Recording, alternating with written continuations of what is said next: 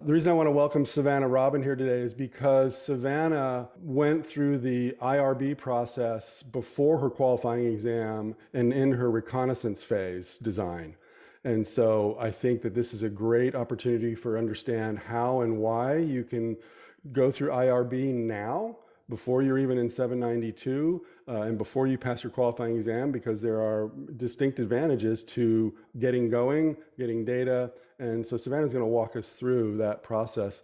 Savannah, first I thought it would be good if we could talk a little bit about just what is your study. Can you talk about what your study design is, the sequential qual, et cetera? What are you doing? First off, my study transformed into looking at the career development process for college students and undergraduate education. And so as I took this class last fall, it really started to flesh out for me. And that's kind of where it came to life. So this class is when it became real for me. And I really was able to hit the ground running, even with the IRB stuff. So I began fleshing out what those processes were and the design of the study in this class as well. And it morphed from there. But I really began to learn that like my reconnaissance phase and my evaluation phase were very different. So my reconnaissance phase, I did a multi-strand study and I did a survey that was both qualitative and quantitative. So I got the feedback, and then that was in, like I said, stage one. And then I was able to use the data from stage one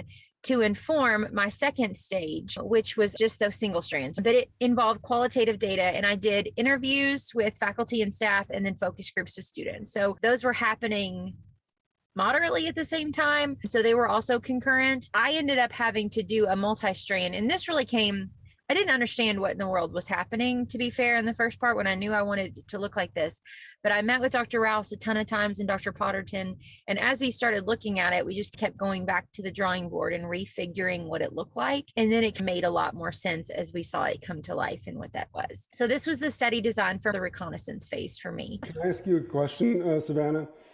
Yeah. When we look at this drawing, and it's very complete and detailed, and maybe actually a little bit maybe daunting to the first glance to a new researcher, but tell me a little bit about what is the connection between your understanding your own design and you're moving through the IRB process. When I see this drawing, what it suggests to me is that you really thought about your study and the connections.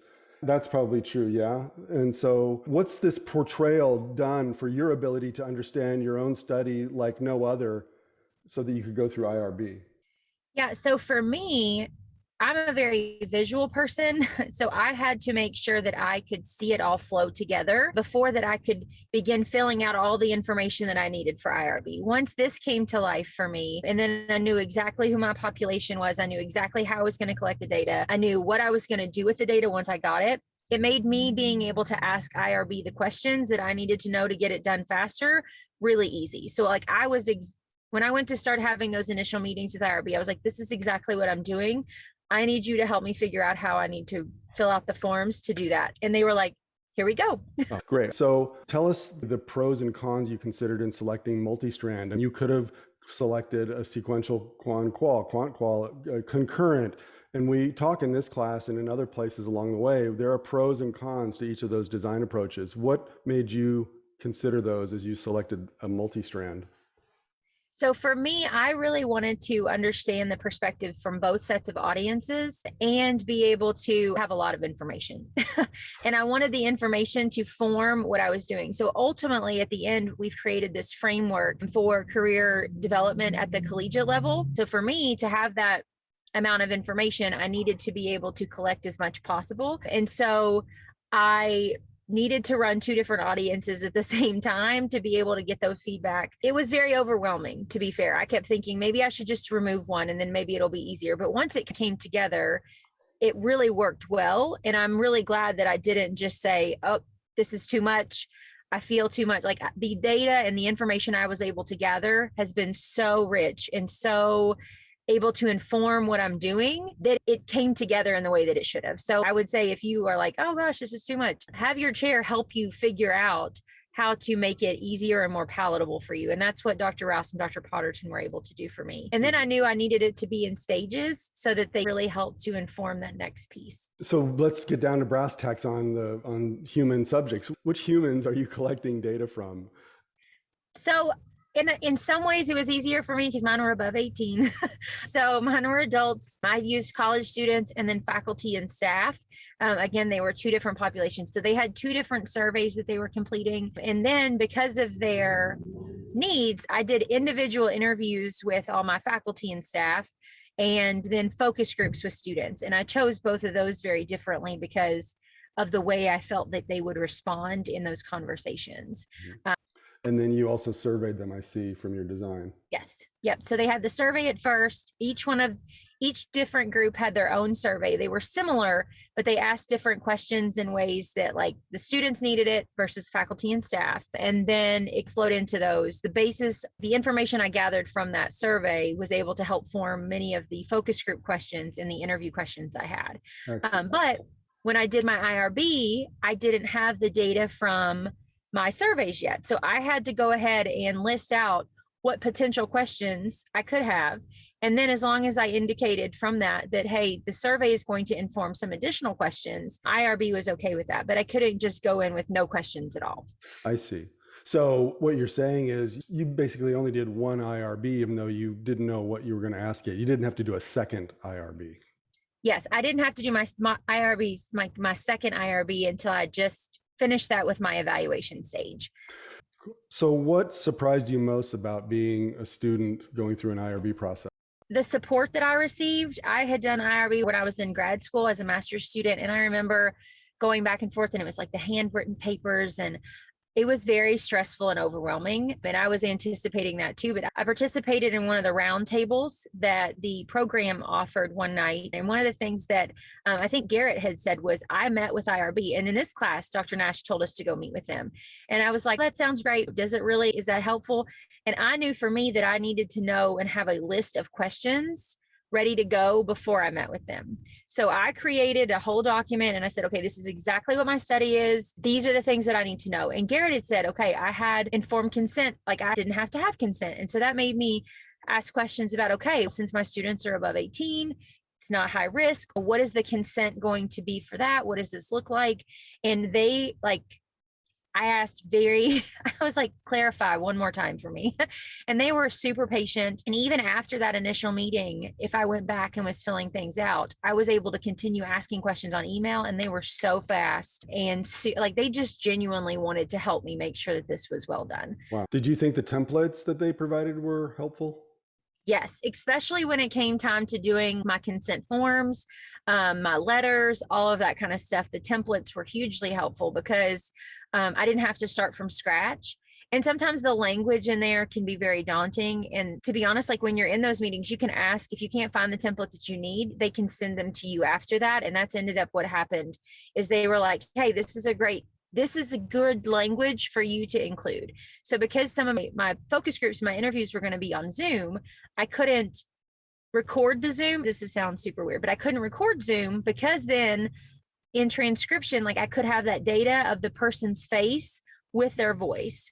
So in order to like have more like secrecy or an anonymity, I ended up recording the Zoom with my phone and then transcribing the data from the voice as opposed to from the face to voice. But that was a conversation that we had during that thing that I would have never thought about.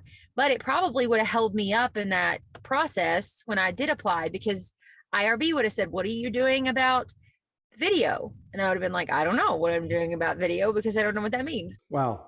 Yeah, that's interesting. So tell us, what was the hardest thing of this process?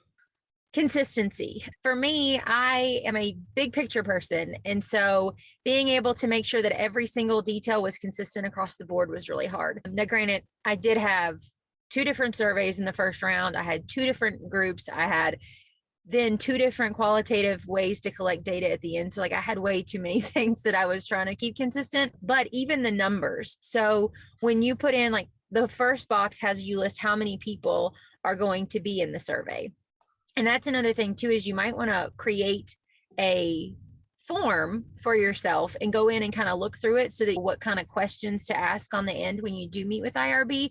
Because there's one page that lists the demographic makeup of your study people. I knew that because I knew who was enrolled in the classes of students that I was surveying, but some people might not know that. So that was a question like, what if I don't know this? How do I answer that question to IRB? And so I was able to navigate that, but that number has to align perfectly with the number of people that you put in your survey, like who you say that's going to be. Like it has to be perfect. And so making sure that I was consistent on all those ends was really important. And the language, like in the documents, like having to resubmit documents I had to resubmit a couple documents my first time, but that was probably the toughest part.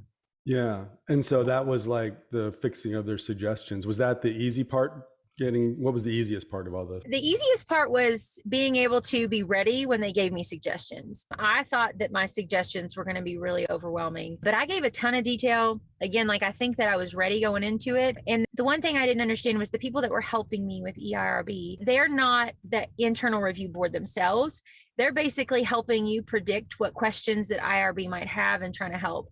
So the IRB might have a really random question that they weren't able to predict, but their job is to look through it, comb through it, and help you navigate it before you even send it off to IRB. So they may have suggestions for you first. And then once they're done with all their suggestions, then you get to send it off to the big group, which I think was really helpful. But I was ready. Like I knew as soon as I got an email that said, these are the suggestions you have, I sat down and I was like, okay, I'm going to fix them right now and resubmit, because I knew that if I didn't, it was going to delay me. And so I tried to be as on it as possible. Like anytime I got an email, I stopped anything that I was doing. And I was like, I got to go fix this right now, because it was also fresh in my brain. So you were on it in terms of turning around, but also, tell me if I'm wrong, because you were detailed and you had your drawings and you understood your study, you were able to also answer the questions more quickly? Yes. And I was able to articulate really what I was doing so that they could understand. Like, there was no kind of confusion on their end as to what in the world I was trying to figure out or the information that I had. What are 3 advantages of getting IRB approval before your qualifying exam? I would say one is the speed in which you can move forward after that. So I remember like I had my IRB, it had been approved right before I did my qualifying exam. And then as soon as I passed, they were like, go forth and conquer. And I was able to send my surveys and start my research the next week. And that was really amazing. Like I could feel that forward movement. You know what I mean? Like it felt like I was continuing to go and I wasn't stalled and I wasn't sitting around then waiting again. So that was a huge advantage. Another one I would say is that it helped me form my qualifying exam faster. I feel like I was better prepared for my qualifying exam and ready, and I got there faster. I got to do it quicker than I think I maybe would have, because I had gone through this process and was doing it like in tandem, if that makes sense. And I was able to do that similarly with my evaluation phase. So I just did my IRB modification, and I did that at the same time that I was like writing all the documents. And so now I'm like, when I was waiting for IRB modification, then I was editing papers. And so I was able to move those things together in one trajectory. So last question, what's your biggest lessons or advice you have for your classmates who are just now designing their reconnaissance? This is not a plug. Dr. Nash did not ask me to say this, but this class was, like I said, transformational for me. I really dove into it, and I knew moderately what I was doing, but I forced myself to really line it out and pinpoint it in this class. And I feel like that the things that I was doing, from setting up my meetings and doing all those pieces along the way, really helped me to be ready.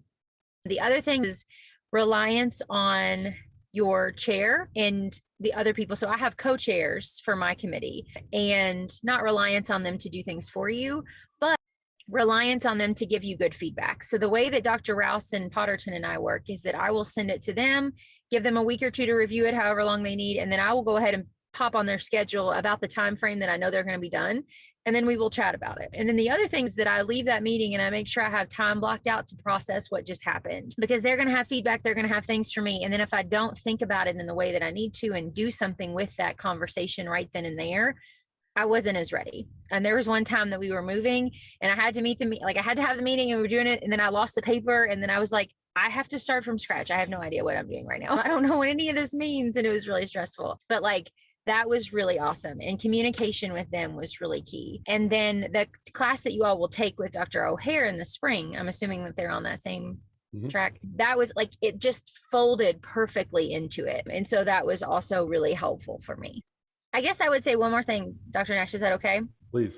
I was mentally in my head thinking, okay, I need to do IRB one time, but just be prepared that when you do your evaluation, you get to that piece, you will have to modify it.